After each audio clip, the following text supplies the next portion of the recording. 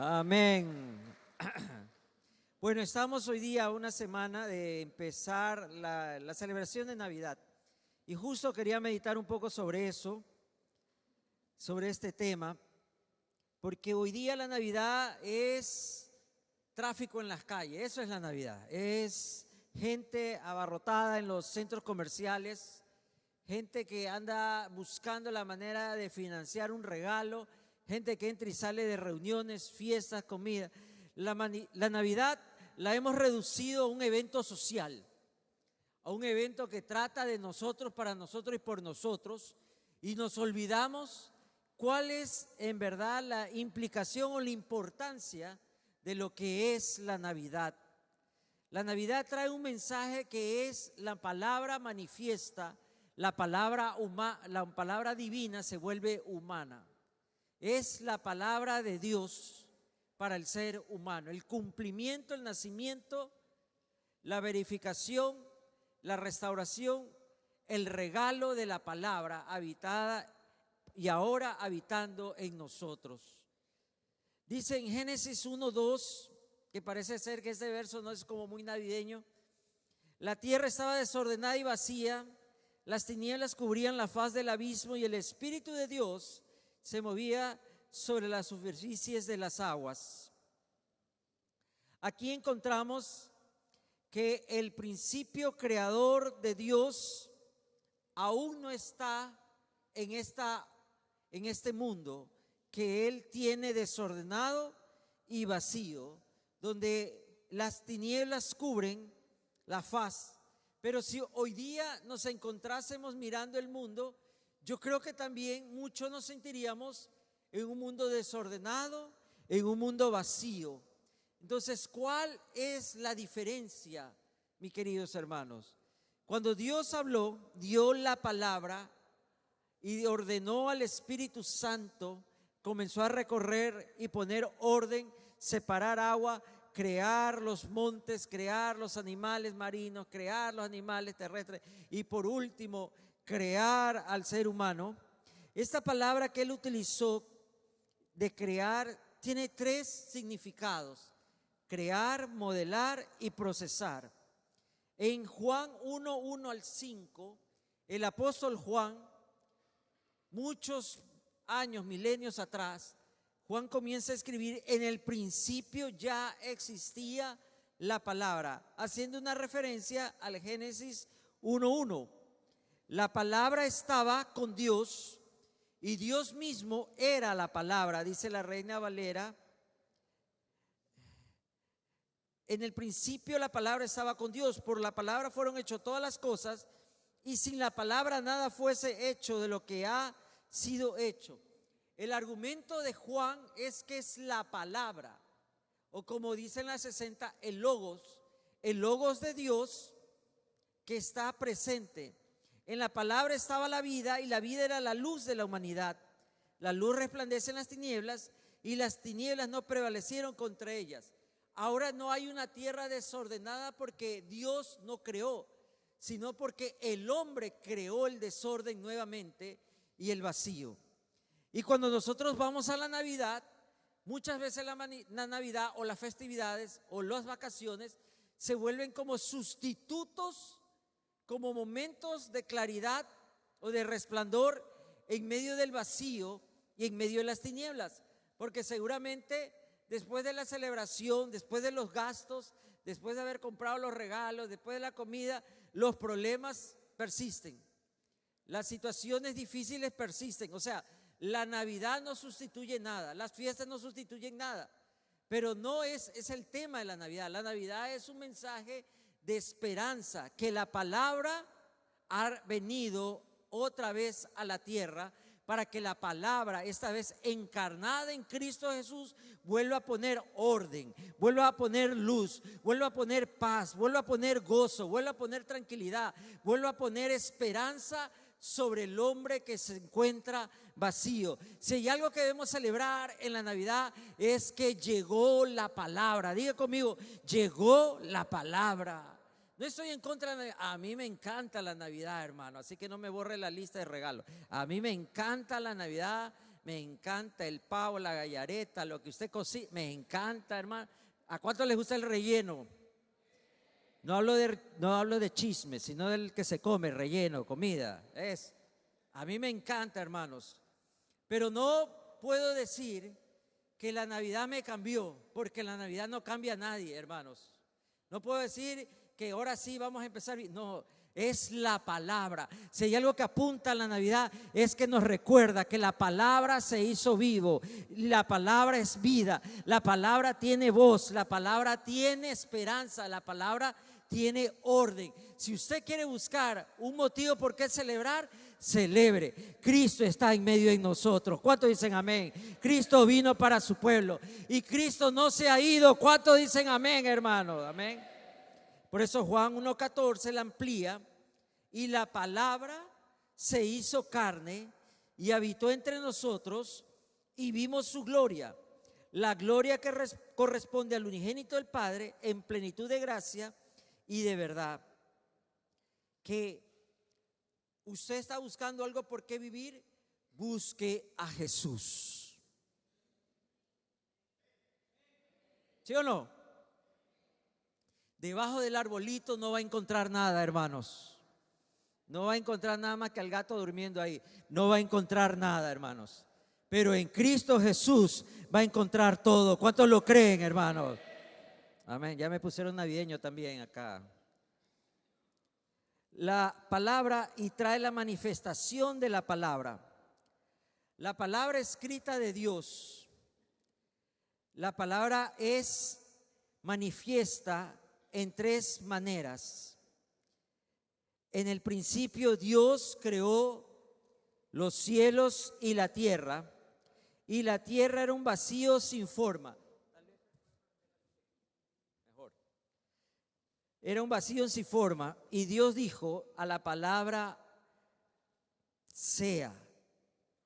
El Señor comienza el primer capítulo de Génesis diciendo: se ha hecho esto, se ha hecho lo otro.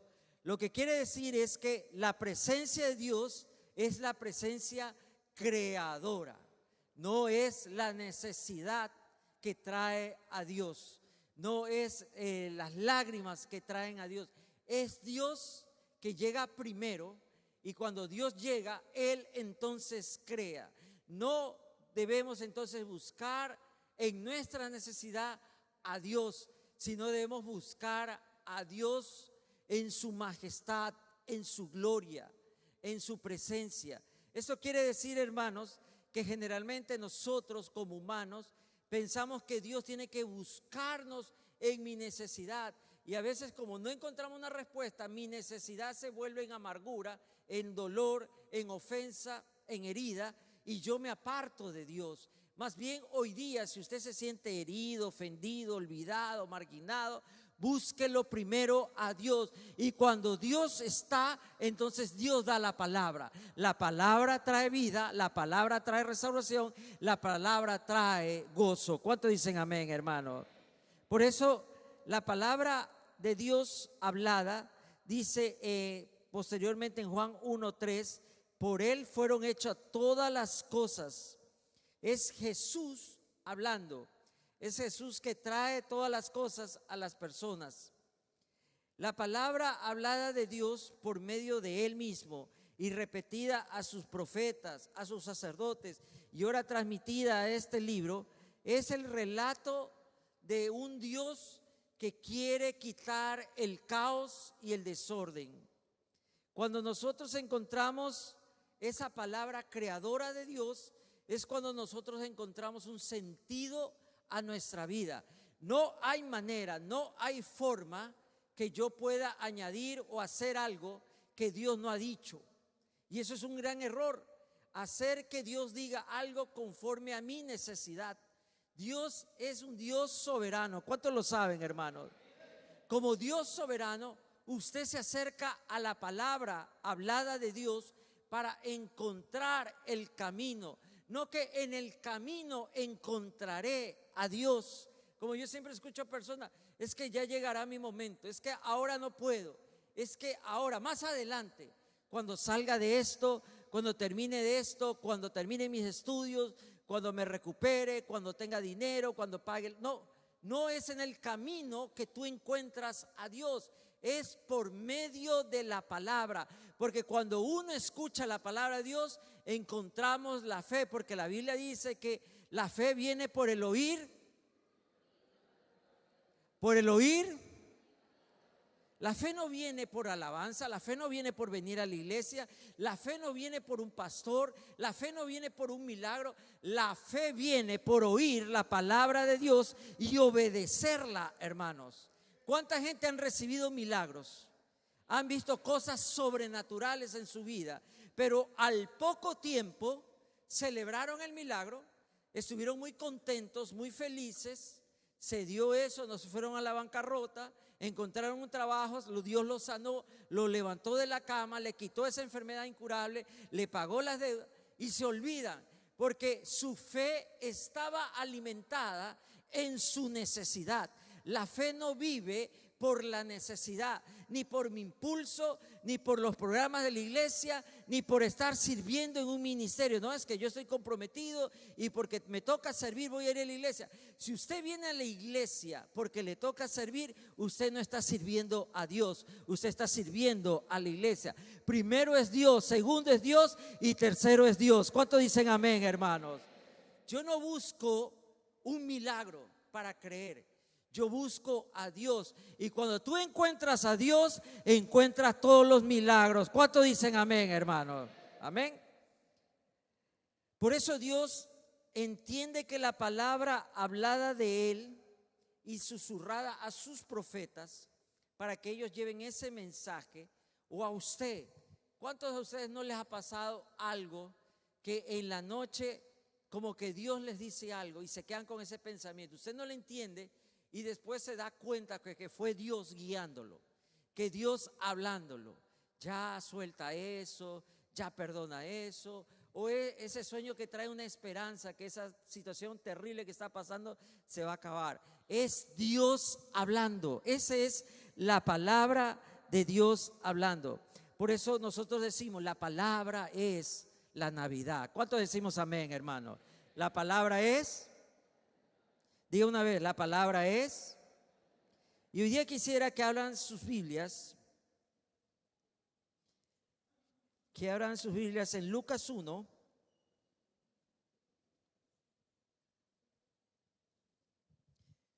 Lucas 1, verso 26, adelante. Lucas 1, verso 26. Habla de la natividad de Jesús y vamos a ver la palabra hablada, la palabra escrita de Dios. Cuando hablamos de la palabra escrita de Dios, nosotros nos encontramos en dos pactos, el nuevo y el antiguo pacto. Y cuando esta natividad de Jesús llega, el anunciamiento de Jesús llega, es realmente el cumplimiento de la palabra. Dice Lucas 1, verso 26, al sexto mes el ángel Gabriel fue enviado por Dios a una ciudad de Galilea llamada Nazaret. Tienen que entender que donde está María, que Dios va a usarla para que traiga a Jesús a la tierra. María está en una de las provincias más pobres, ignoradas y tal vez mal vistas dentro de la comunidad judía. Es más o menos hoy día, ¿verdad? Que estuve estos días en Quito, es más o menos la visión que tienen de Guayaquil. Hoy día Guayaquil es una ciudad sin esperanza, llena de delincuencia, llena de violencia, llena de muerte. Entonces la gente me dice, no, yo no voy ni de broma a Guayaquil. Bueno, era más o menos lo que hablaba la gente de Galilea. Por eso un dicho de los judíos es que de Galilea puede salir algo bueno. ¿Se acuerda que le dijeron eso mismo a Jesús? Es que de Galilea. Por eso yo les quiero decir, la palabra siempre llega donde hay caos, donde hay desorden. Si usted cree que Guayaquil está perdido, es porque usted no ha leído bien la palabra. Porque donde abunda el pecado, sobreabunda la gracia. ¿Cuántos creen que Guayaquil va a cambiar, hermano? ¿Cuántos creen que Guayaquil va a cambiar, hermano? ¿Cuántos creen que Dios es la esperanza de Guayaquil? Diga conmigo, Dios es la esperanza de Guayaquil. Amén. Entonces continuemos leyendo. Una virgen desposada con un varón que se llamaba José, de la casa de David, y el nombre de la Virgen era María. Acuérdense que en la antigüedad bíblica, los matrimonios eran unos pactos y contratos. Yo sé que aquí hay algunos contratados también por la esposa que tienen que planchar, limpiar, pero acá eran de años, acá era de años, a veces 1, 2, 3, dependiendo, y ya era un acuerdo familiar, que aquella niña se iba a casar con aquel hombre, con aquel joven, con esto. Entonces, por eso se dice que María estaba ya desposada, estaba tomada, ya habido un arreglo, había habido un acuerdo entre las dos familias con José, a pesar que ellos no vivían juntos, ni habían tenido ni un encuentro, nada. Continuemos el relato. Y entrando el ángel donde ella estaba, dijo: salve, muy favorecida, el Señor es contigo, bendita tú entre las mujeres. Bueno, el saludo de un ángel ya de por sí nos removería, creo, hermano, toda la casa. ¿Cuántos dicen amén? Aparece Gabriel, uno de los arcángeles del Señor, que está cerca del trono del Señor, un mensajero directo del Señor, muy importante en la jerarquía angelical, y lleva un mensaje urgente. Pero él la saluda, y esta salutación es muy, muy común en esa época: salve. Por eso al César, salve César, y todo eso, ¿no? Es muy común. Lo segundo es que a María le suena muy raro. Bueno, ella trata de recuperarse la vida. Imagínense, hermano, que usted está en su cuarto y se le aparece un ángel. ¿Sí o no? ¿Sí o no? Usted se tira al suelo y qué sé yo, va a buscar que Finalín será, no sé qué va, pero al que es hipertenso se le sube más la presión, y al que no tiene hipertensión se le sube la presión. ¿Sí o no, hermanos? Entonces, esa aparición de María la sacude, como vamos a ver el verso siguiente. Pero lo que me llama la atención es la palabra que utiliza el Señor: bendita eres tú entre las mujeres. Lamentablemente, en la época bíblica, las mujeres y los niños eran muy menospreciados, no tenían valor, a tal punto que las mujeres no tenían educación. Los hombres no consideraban que eran dignas o merecedoras o capaces de tener un conocimiento. En las comunidades judías, las mujeres aprendían porque era tan necesario conocer la ley que tenían que escucharla, oírla, pero ellas no podían participar de debates, ellas no podían participar de un maestro ni compartir la enseñanza. Por eso la reclamación de Marta sobre María es que ella estaba sentada con los hombres, escuchando las enseñanzas de Jesús, muy aparte de que María no ayudaba en la casa y toda esa historia. Pero a ella le parecía algo, y seguramente algo mal visto, y seguramente muchos de los comensales de esa fiesta, de esa reunión, se sintieron incómodos que una mujer estuviese también escuchando las enseñanzas de un maestro en un hogar. Eso era algo que no se hacía. Los judíos tenían un pensamiento: para hablar de Dios o mencionar el nombre de Jehová o Yahweh, como ustedes quieran decirle, había que ser mínimo 10 hombres de la ley, o sea, jóvenes de 12 años en adelante, como eran los hijos. Para que haya un nombre o hablar de Dios, había mínimo que estar 10 hombres. Pero para que las mujeres pudiesen comentar de Dios, tenía que haber mínimo 100 mujeres. ¿Ven la desigualdad? Entonces, imagínense, 100 mujeres para que ellas se puedan atrever a hablar de Dios, para que ellas se puedan decir que esto es de Dios. Tenía que haber mínimo 100 mujeres. Entonces, María se cuestiona, porque lo que está hablando el ángel no se da culturalmente en su época, no es algo que suceda. Puede usted revisar en la Biblia cuántas veces un mensajero divino habló con una mujer en la Biblia. ¿Cuántas veces? Un ángel llevó a una mujer a levantar a una misión. ¿Cuántas veces un ángel, un mensajero de Dios, llegó con una palabra a una mujer? No hay. Entonces ella se siente extrañada. Y ahora ustedes pueden entender el asombro de María. Se piensa, según los estudiosos, que María estaría en la temprana adolescencia o en la intermedia adolescencia, es decir, de 15, 17 años. Probablemente un poco más, un poco menos. Entonces era una jovencita que Dios le habla. Y ella se sorprende. Y dice el verso 29, mas ella cuando le vio se turbó. La palabra es que se agitó tanto. La palabra es que se estremeció.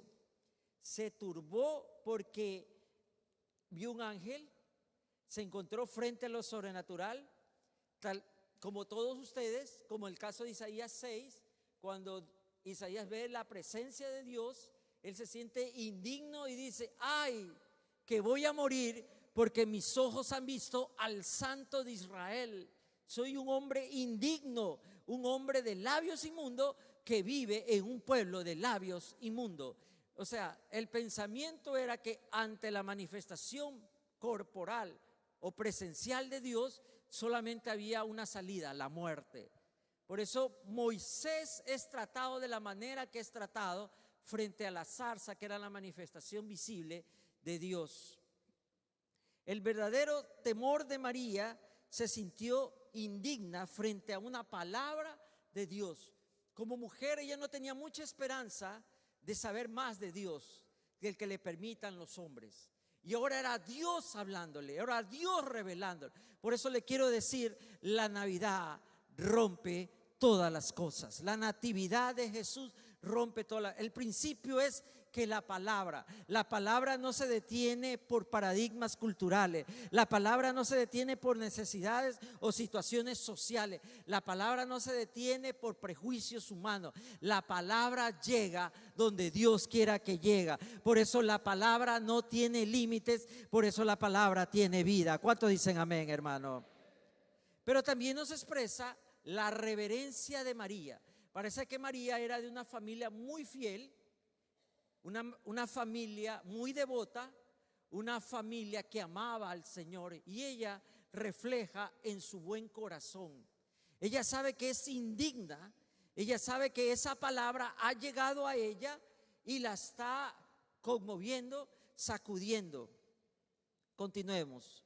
Y el verso 30 dice: entonces el ángel le dijo: María, no temas, porque has hallado gracia delante de Dios. El ángel le advierte: no serás consumida por la visión, no vas a morir.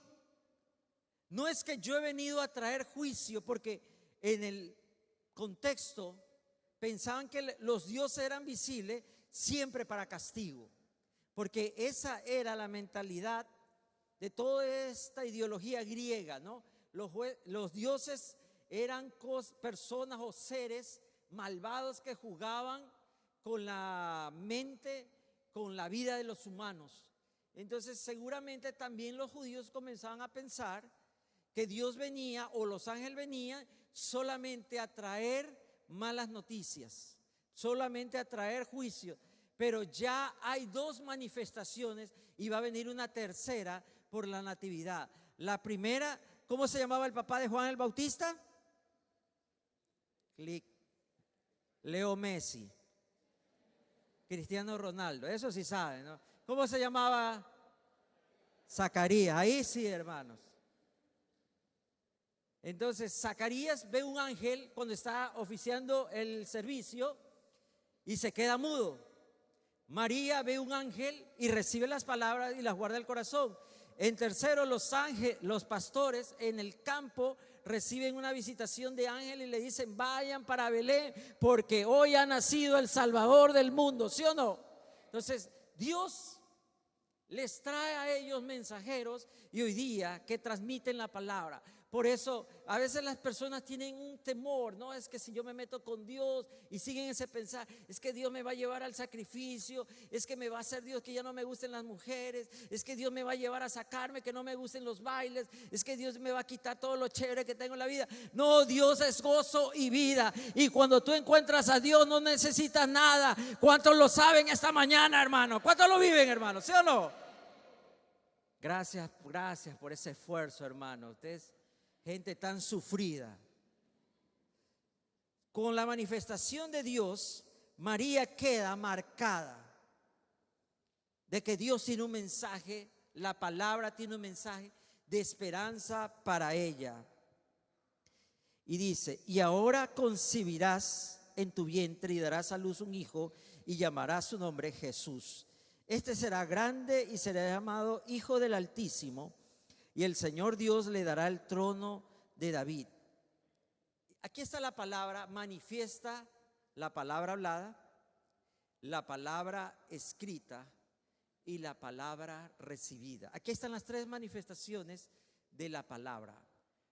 Los judíos ya conocían las dos primeras. Dios habló, la repetían sus mensajeros, profetas, los ángeles, y la palabra escrita. Lo que está hablando a María se encuentra en Isaías 7:14. Pues ahora el Señor mismo les dará una señal: la joven concebirá, la virgen concebirá y dará a la luz a un hijo y le pondrá por nombre Emmanuel, que significa Dios con nosotros.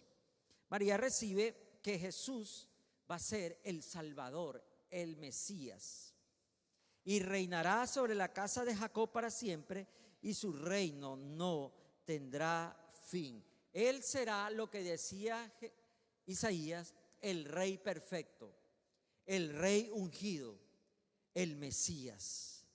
Como dice en Isaías 9:6, porque un niño nos ha nacido, un hijo nos ha sido concedido, sobre sus hombros llevará el rey, el principado, el reinado, y su nombre será Consejero, Admirable, Dios fuerte, Padre eterno, Príncipe de paz. ¿Cuántos dicen amén?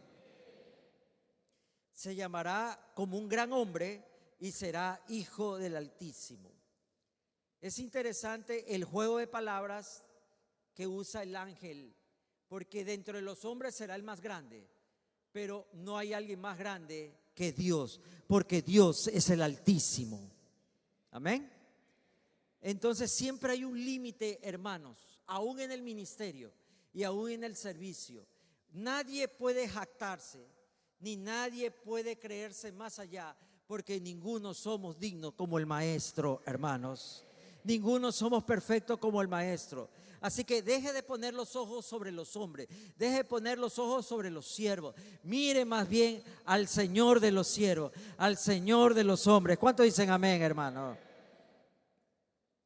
María, recuerden que es una adolescente y ella tiene una pregunta. Al escuchar tremendo mensaje, ¿cuántos hubieran creído esa palabra? ¿Será que estoy dormida? ¿Será que estoy en un sueño? ¿Será que me hizo daño esto? ¿Será que...? Pero María tiene una pregunta y se la refiere en su inocencia. En el verso 34, María le dice al ángel: ¿cómo será esto? Pues no conozco varón. Yo no he tenido relaciones, soy una virgen. ¿Cómo es posible que esta palabra se cumpla? Porque ella, en su mentalidad humana, ve que es algo imposible, antinatural. Y eso es un reflejo de lo que es la palabra. Cuando usted vive situaciones imposibles, cuando usted vive situaciones que no hay esperanza, cuando usted vive situaciones que no hay salidas, usted cree que ya no se puede hacer más. Hoy le quiero decir, si hay alguien que puede hacer algo más, hay alguien que abre puertas, hay alguien que puede sacarlo del desierto, hay alguien que puede levantarlo de su dolor, hay alguien que lo puede sanar y traerle perdón a su vida. Se llama Cristo Jesús. Por eso más adelante el Señor va a dar una palabra que nos va a llenar a nosotros siempre de gozo y de esperanza. ¿Cómo va a suceder todo esto?, pregunta María. El ángel le responde: el Espíritu Santo vendrá sobre ti y el poder del Altísimo te cubrirá con su sombra. Está haciendo referencia a como los judíos habían visto en el viejo tabernáculo, cuando la gloria de Dios entraba en un lugar, todo se volvía una sombra. Se perdía de verlo a Moisés. Cuando David Salomón levanta el templo, comienza el nuevo templo, y la gloria de Dios comienza a llenar ese lugar, los sacerdotes no pueden entrar, ellos quedan a la sombra, porque el ser humano siempre será sombra de lo que se refleja. El ser humano siempre quedará afuera. Es Dios el presente, es Dios la gloria, es Dios el que merece toda nuestra atención. Por eso le dice: el Altísimo, el Espíritu Santo, te cubrirá con su sombra. Esta vez la sombra no significa oscuridad, sino libertad, hermanos. Y dice: el verso 36. He aquí tu parienta Elizabeth, ella también ha concebido hijo en su vejez. Y este es el sexto mes para ella, la que llamaban la estéril. La prima madre de Juan Bautista, prima de María, es una persona casi anciana que ahora está embarazada de 6 meses. Entonces Dios le da una palabra de confirmación a María, porque Dios sabe la debilidad. Él conoce cuando nuestras preguntas son reflejo de una dureza de corazón o son producto de la debilidad humana. Dios no se cansa de tus preguntas. Dios no te castiga por dudar, no es ese el problema. El problema es cuando recibes la palabra y tú no la aceptas. Y Dios, para ayudarla a María, le da un aliciente, le da como una prueba. Le dice: tu prima, la que la llaman la estéril, aquella persona anciana, ya está embarazada. Y al siguiente verso dice esa palabra que es importante para nosotros. Lucas 1, verso 37. Usted tiene que saberla de memoria. Usted tiene que repetirla cada instante. Usted tiene que tomarla en esta Navidad, fuera de la Navidad, el otro año y lo que venga. Tiene que tenerla siempre clara en su vida, porque no hay nada imposible para Dios. Diga conmigo: porque no hay nada, porque no hay nada, porque no hay nada imposible para Dios. ¿Alguien lo cree esta mañana? ¿Alguien dice amén? Yo lo creo, esa palabra es para mí. Porque no hay nada imposible para Dios. ¿Qué hubiera hecho usted con ese mensaje, mi querida hermana? Porque es un mensaje para mujeres. María dice lo que esperaba escuchar Dios, y con eso termina la visita del ángel, el verso 38. Entonces María dijo: he aquí la sierva del Señor. En otras palabras, como la salutación de los esclavos hacia una persona importante: Señor, aquí está tu sierva, aquí está tu esclava, yo haré, yo serviré, yo diré lo que usted me ha pedido, yo cumpliré. Eso es lo que está diciendo María. Hágase conmigo conforme a tu palabra. Y el ángel se fue de su presencia. Hágase conmigo conforme a tu palabra. Qué importante y qué necesario es que usted y yo recordemos esta cierre de diálogo entre el ángel y María. Hágase conmigo conforme a tu palabra. Queremos vivir la Navidad, queremos encontrarnos con el gozo de la Navidad. Debemos decirle al Señor: Señor, en este tiempo, en enero, en febrero, en marzo, en todos los meses, Señor, hágase conmigo conforme a tu palabra. ¿Cuántos están listos para decirle al Señor? Hoy día más bien: Señor, hazme, ayúdame, lo que te he pedido, lo que he orado tanto, lo que te he rogado, lo que te he dicho. ¿Por qué te has olvidado de mí? No has oído mis palabras. Esto de orar no sirve de nada, porque Dios no escucha mis oraciones. Mis palabras no sirven de nada delante de Dios. Pero María nos enseña: hágase conmigo conforme a tu palabra. Nos está enseñando que la palabra trae fe. La fe de ella no está en lo que ha visto, porque no ha visto nada, aún no ha recibido nada. Pero ella dice: Señor, que se cumpla tu palabra. ¿Cuántos están listos para decirle: Señor, cumple tu palabra en mi vida? ¿Cuántos están listos para decirle: Señor, cumple tu palabra en mi vida en esta mañana? Esta palabra no solamente representa una mujer que ha sido dignificada, sino una mujer que se convierte en una sirviente de Dios, como usted y como yo deberíamos ser.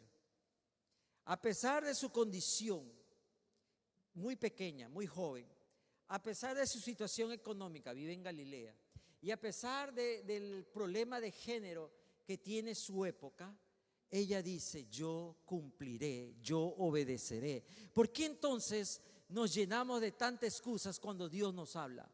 Porque lo que estoy hablando seguramente ya Dios te lo dijo. Te necesito que me sirvas. Te necesito que te levantes de donde estás, que dejes lo que estás viviendo, que dejes de creer lo que estás creyendo, que dejes de consumir lo que estás consumiendo, que dejes de pensar lo que estás pensando y hagas conforme a mi palabra.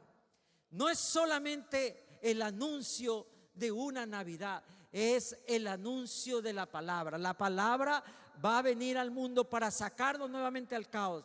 Como fue en el principio, por una palabra Dios creó del caos todo. Pero ahora por la palabra de Jesús que dice: el que cree en mí no morirá, y aunque muera resucitará. ¿Cuántos lo creen, hermanos? El que está en mí tendrá paz, porque yo soy la paz. ¿Cuántos dicen amén, hermano? Jesucristo es el camino. Pero ¿cuántos le podemos decir: Jesús, yo voy a vivir por tu palabra, yo voy a ser conforme a tu palabra? Entonces, aquí hay una situación que Dios está restaurando lo que fue el principio, o debió haber sido desde el principio. La palabra es el nacimiento de la esperanza humana. La palabra no es un pesebre. La palabra no es un arbolito. La palabra no son focos que se prenden y se apagan. La palabra es vida y vida eterna. Pero también nos hace recordar una escena del Edén, cuando hay una mujer que es engañada por un mensajero que tal vez, no sé, esa serpiente tal vez se presentó como mensajero o voz de Dios. Y vean el contraste entre Eva y María. La respuesta: a Eva se le aparece un ángel, es cierto, pero era un ángel caído, era Satanás, era el principal de los ángeles. Primero era Lucifer, era Gabriel y era Miguel, y ahora era Satanás, el engañador, el tentador, el adversario, el enemigo, lo dice la palabra.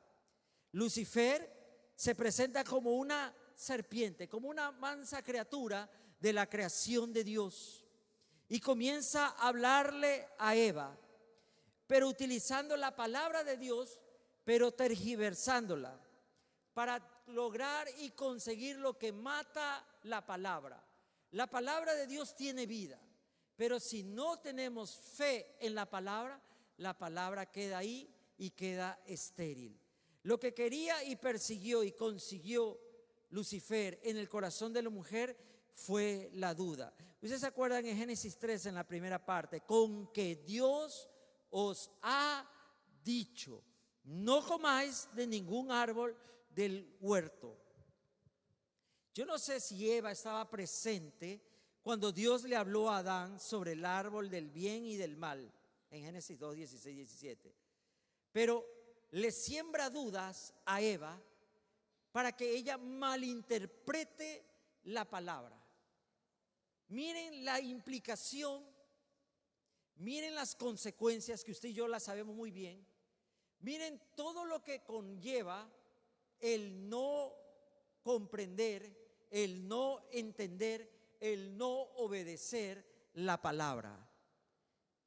Aquí hay la oportunidad de que la humanidad siga en el huerto del Edén, pero sobre todo en una relación viva con Dios. Y el tentador sabe que es vital destruir esa relación. La relación de las personas no se destruye por los que están pasando, por calamidades, por pobreza, por enfermedades, por infidelidades, qué sé yo, por problemas, incluso por la cárcel. Eso no destruye al ser humano ni la relación con Dios. Lo que destruye es cuando dudamos de la palabra. ¿Qué es lo que destruye? La duda. ¿Qué es lo que destruye? La duda. En lo opuesto, lo que mantiene vivo a nosotros en la iglesia no es el culto, hermano, ni el pastor guapo que ustedes tienen, ni la celebración, nada de eso, hermano. Ni el cafecito que acá les regalan con amor, con pan de dulce. No le dieron pan de Pascua cuando entró, ahora que salga pídalo, hermano, ¿ya? Nada de eso le sirve, ¿verdad? Lo que lo mantiene a usted es que tenga fe en la palabra. ¿Qué es lo que nos mantiene vivo? Fe. ¿Qué es lo que nos mantiene vivo? Fe. ¿Pero fe en qué? En la palabra. Eva es seducida por la duda, la percepción errónea, la comprensión mal hecha acerca de una palabra de Dios. Y esta duda se la transmite a su esposo.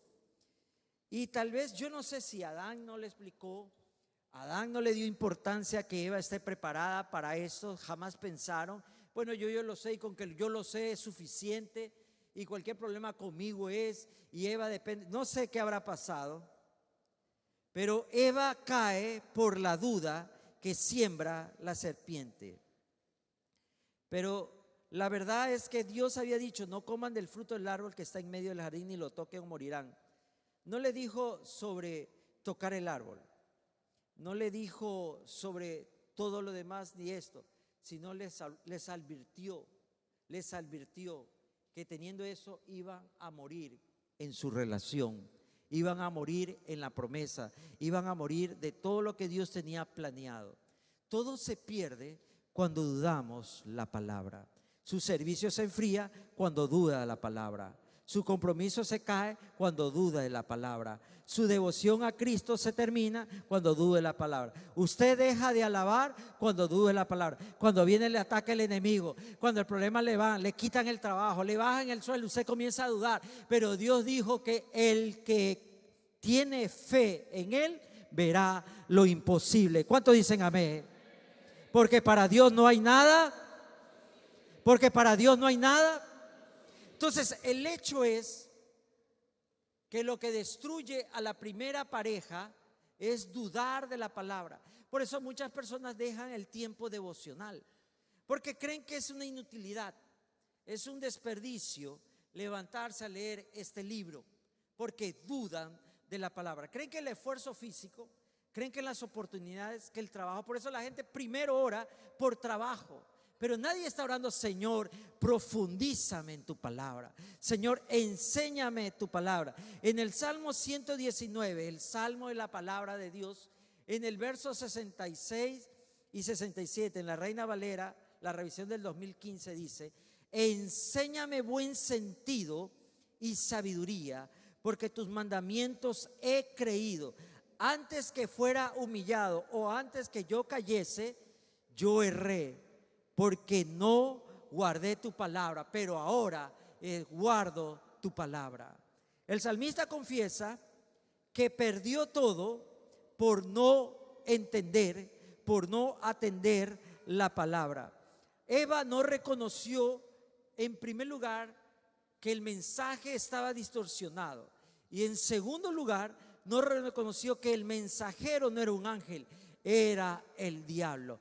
Cuando usted deja de conectarse con la palabra, usted pierde el discernimiento.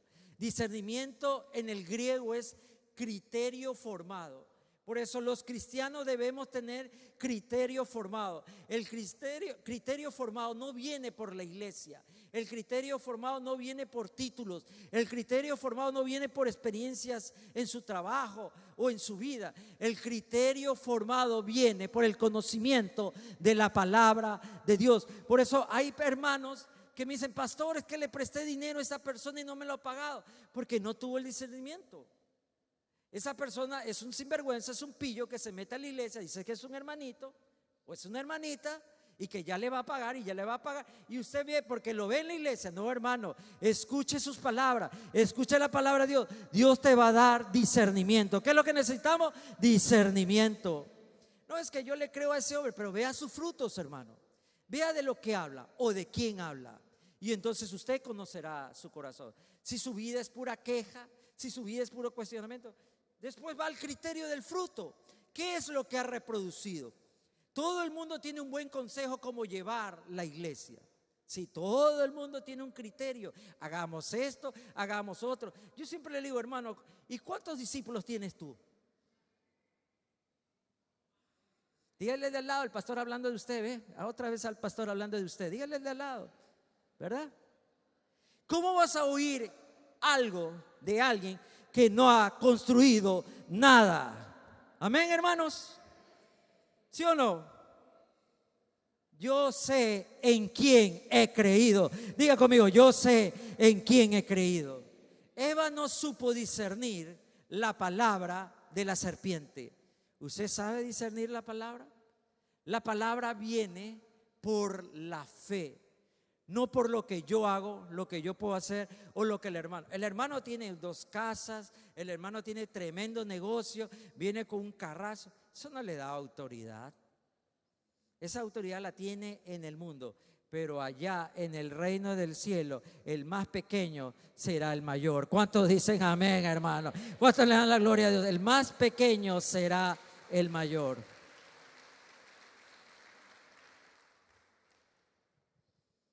Dice que Adán y Eva habían siempre caminado con Dios y hablaban con Dios casi todos los días, pero conociendo al diablo, porque uno tiene que conocer al diablo. No es el que está casado con usted, no, conocer al diablo verdadero, ¿verdad? El diablo no pierde tiempo, hermanos. El diablo ve tu debilidad. El diablo ve cuando hay duda, él se aparece. Seguramente, tal vez, digo yo, estaba cavilando, ahí estaba pensando Eva, este Dios injusto y Adán que se demora y ya van a cerrar el San Marino y no me ha llevado a comprar los zapatos. No sé, estaba pensando algo. Hoy día se acaba la oferta y hoy día no sé, estaba pensando algo. Y justo el diablo viene en la duda, en la debilidad. ¿Se acuerdan cómo el diablo fue donde Jesús? Cuando él se sentía quebrantado, sentía el latigazo de la debilidad, no había comido 40 días, estaba ahí muriéndose, estaba quebrándose, llegó. Cuando Job le cae todas las desgracias, el enemigo le comienza a poner palabras. La mujer le dice, mejor Job, ya muérete, ¿verdad? Por eso Dios se tomó el tiempo de hablar con ellos su palabra a diario. Si hay algo que debemos recordar en la Navidad es que una mujer recibió la palabra, la guardó, la reservó en su corazón, la confió y dijo estas palabras: hágase conmigo conforme a tu palabra. Adán y Eva a diario escuchaban a Dios y no era suficiente, no fue suficiente. ¿Por qué crees que porque tú oras una vez a la semana y lees la Biblia cada 3, 4 meses, Dios te va a hablar? Dios no habla a los que tienen el ministerio más grande, sino a los que temprano lo buscan. Dios no está con los ricos y poderosos. Si no, Jesús hubiera nacido en un palacio, hermano, con Herodes. Ahí hubiera nacido. Jesús fue a nacer con los rechazados, con los marginados, con los sufridos, en una de las ciudades más pobres de Israel. Porque Dios está donde lo buscan. Amén. Si hay algo que nos recuerda esta Navidad, es que debemos cuidar la palabra.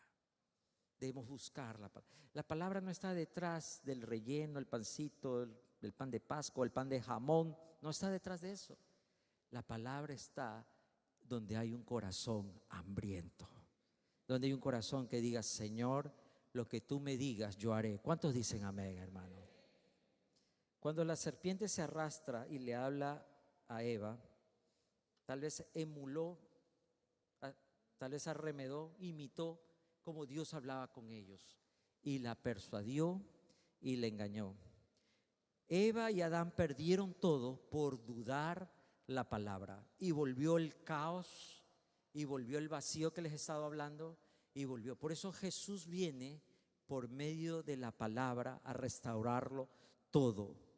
Cuando Jesús hablaba, las cosas se creaban y se hacían de nuevo. Jesús trajo la palabra de esperanza, de restauración. María recibe la presencia, la visita de un ángel. Y a pesar de ser muy pequeña, está atenta.